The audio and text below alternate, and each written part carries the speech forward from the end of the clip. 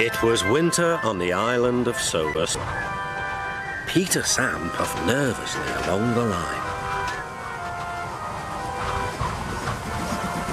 His funnel had never been the same since his accident with some trucks.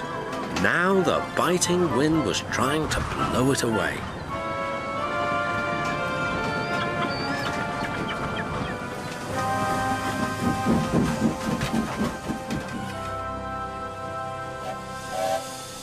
My funnel feels wobbly, he complained.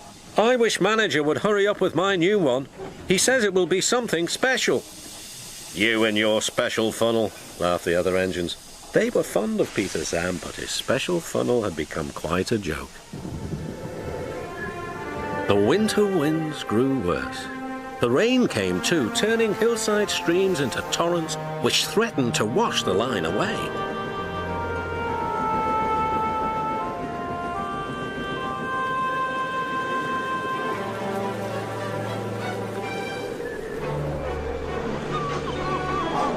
Rusty, the little diesel, worked hard carrying workmen up and down the line.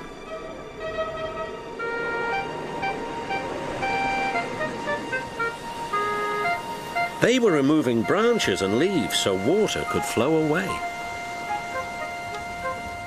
But one morning, Rusty's driver brought bad news. There's been a washout near the tunnel. The track bed has been swept away. We must repair the damage immediately.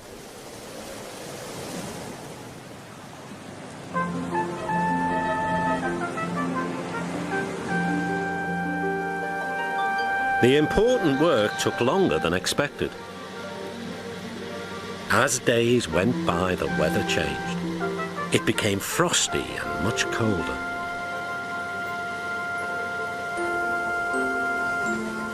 The workmen finished at last.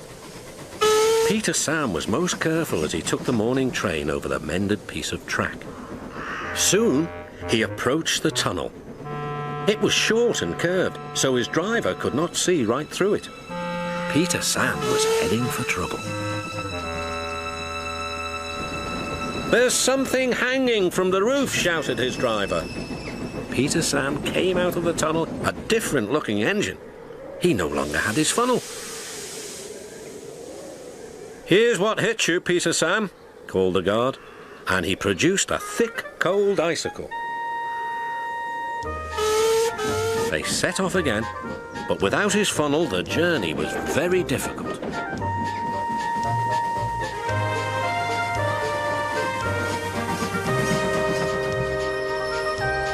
Then his fireman saw an old drain pipe lying beside the track. We'll use that instead of your funnel. At least it'll help control the smoke.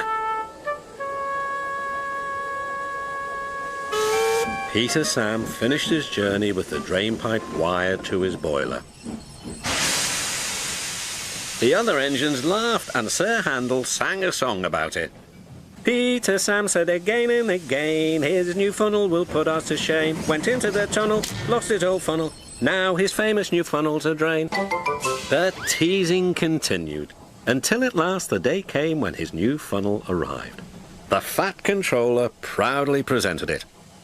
Oh dear, exclaimed Peter Sam. Someone squashed it. The fat controller laughed. Don't worry, Peter Sam. This funnel is something special indeed. You'll soon see.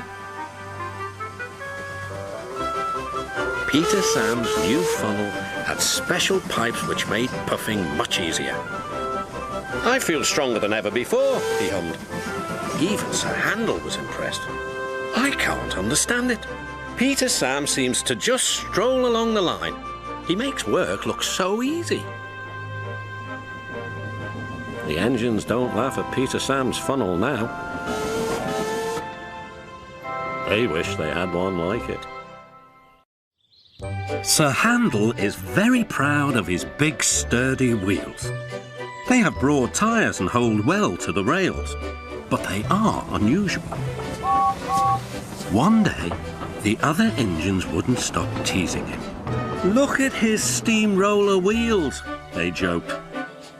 Be quiet, snorted Sir Handel. You're jealous. Don't worry, soothed Peter Sam. The engines all tease me about my special funnel until they learned how useful it is. Did you hear that? huffed Sir Handel. "My wheels are special like Peter Sam's funnel. I can go faster than any of you." Skarloey had a plan to make Sir Handel see sense.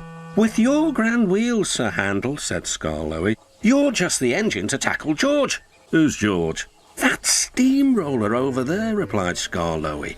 "Listen." The steamroller was making rude remarks about the engines. "Railways are no good, turn them into roads. Pull them up, turn them into roads. Railways are no good, turn them into roads. Pull them up, turn them into roads." "Don't worry," said Sir Handel. "Leave him to me, I'll send him packing. George will soon get a run for his money." Later that morning, George was at the level crossing. He said. "You're Sir Handel, I suppose." Sir Handel was standing no nonsense. "And you, I suppose, are George, yes. I've heard of you." "And I've heard of you. You swank around with your steamroller wheels pretending you're as good as me." "Actually," retorted Sir Handel, "I'm better. Goodbye."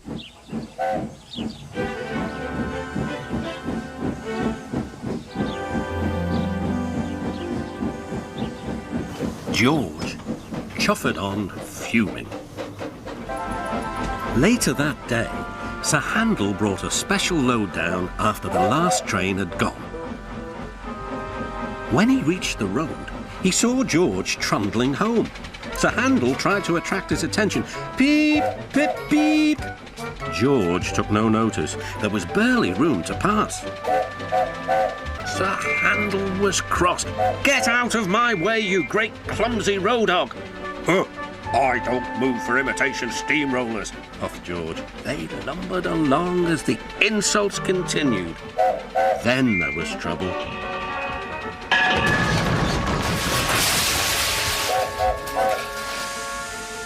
"Ah!"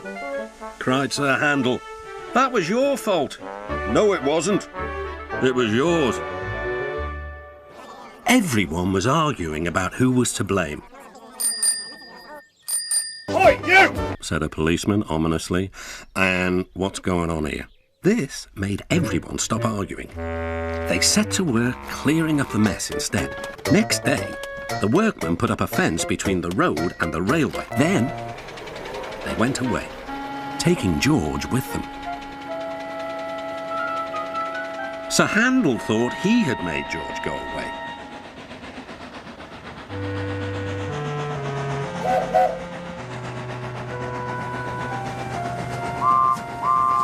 He talked of nothing but steamrollers. "Oh dear," whispered Skarloey. "He's worse than ever. I'm sorry my plan was no good."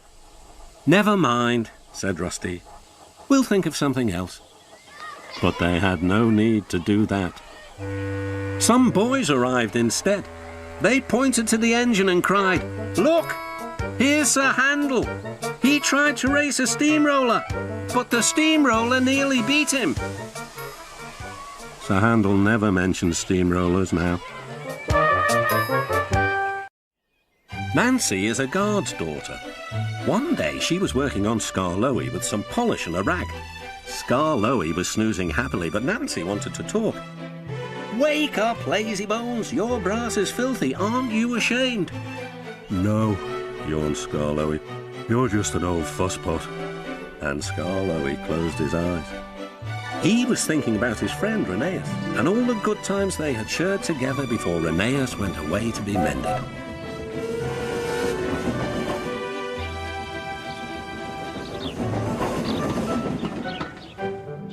Nancy interrupted again. "Don't you want to look nice for when Reneus comes home?" Skarloey wasn't sleepy anymore. "What? When?" "Soon, Daddy told me. I'm going now," she said. "Nancy, stop! Do I really look nice? Please, polish me again." "Now who's an old fusspot?" laughed Nancy, and set to work once more. Duncan was jealous. "Aren't you going to polish me too?" "Sorry, not today. I'm going now. I'm helping the refreshment lady this afternoon." "We must get the ices ready for the passengers." "Never mind, Duncan," she said. But Duncan did mind. It isn't fair, he complained. Peter Sam gets a special funnel, Sir Handel gets special wheels, passengers get ices, but I'm not even polished. Of course, this wasn't true, but Duncan enjoyed complaining. He became sulkier still. That afternoon, there was bad news from up the line. "One of Skarloey's coaches has come off the rails," called Duncan's driver. "We'll have to take the workmen there right away." "All this extra work," grumbled Duncan. "It wears an engine out. Rubbish. Come on."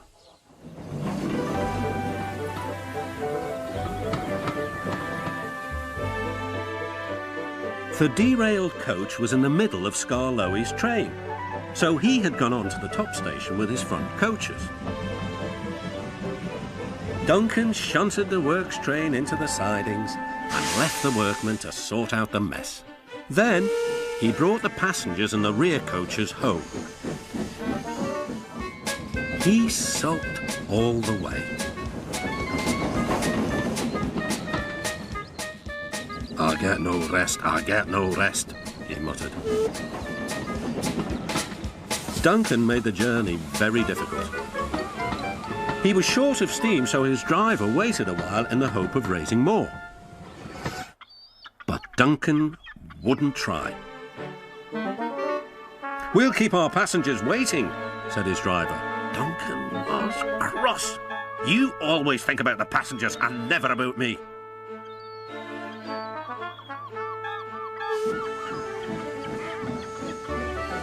It wasn't long before Duncan built up enough steam to set off again.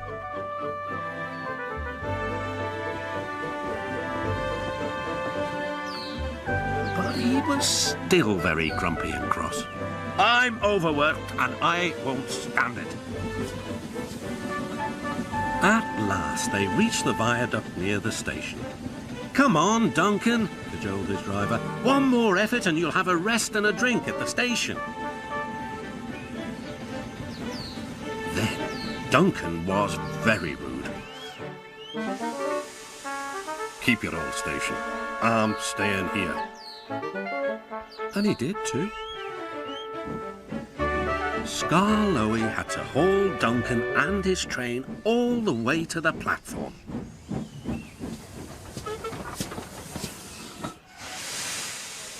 The passengers were furious.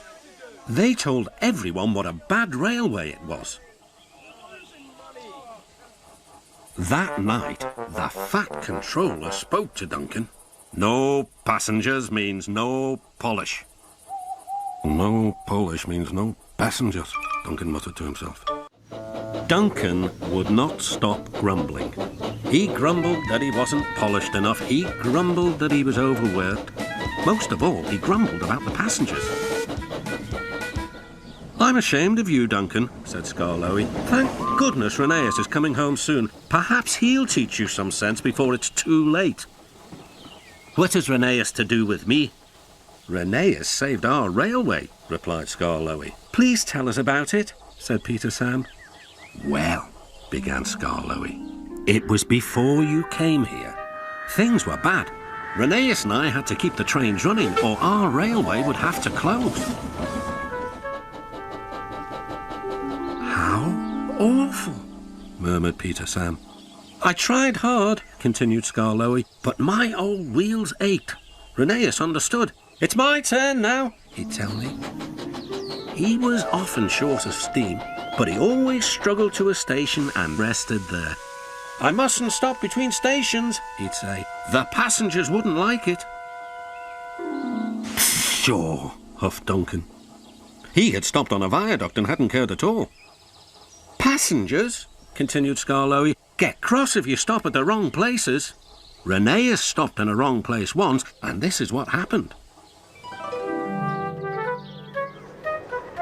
One wet and windy afternoon when the rails were damp, Reneus was travelling home with a full train.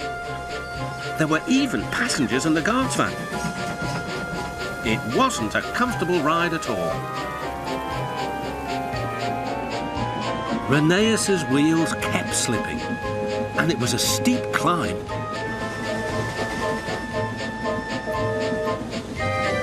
At last, his wheels gripped the rails again. The worst is over, he thought. Now we're away. But they weren't. Ah! I've got cramp, he groaned. And Reneus stopped on the loneliest part of the line. His driver examined him carefully. Your valve gear has jammed. We need to reach the next station. Do you think you can still get us there? I'll try, replied Reneus.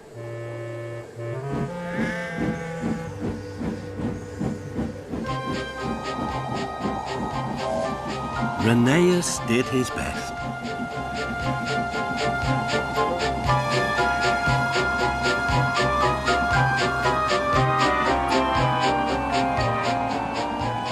If I fail, he thought to himself, the passengers will be cross and the railway will close.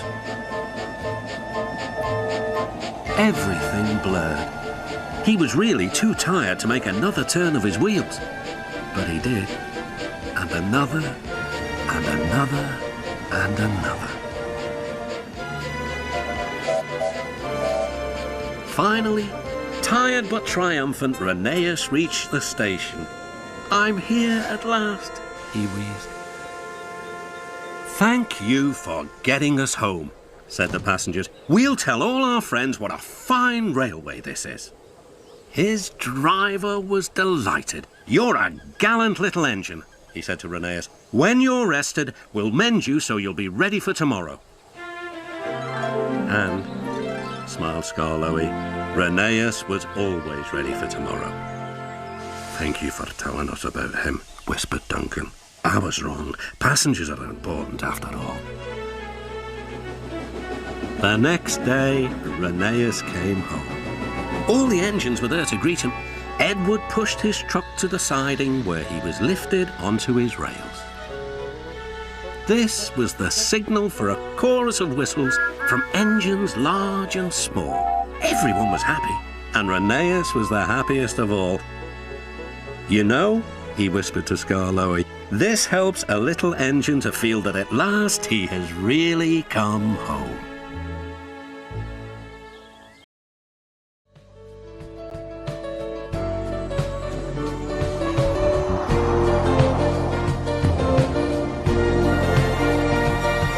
Mikor megnyílt a könyv, tudod, nem tudtam bennem mit találok én. Láttam a fényt, mi belőle felragyog.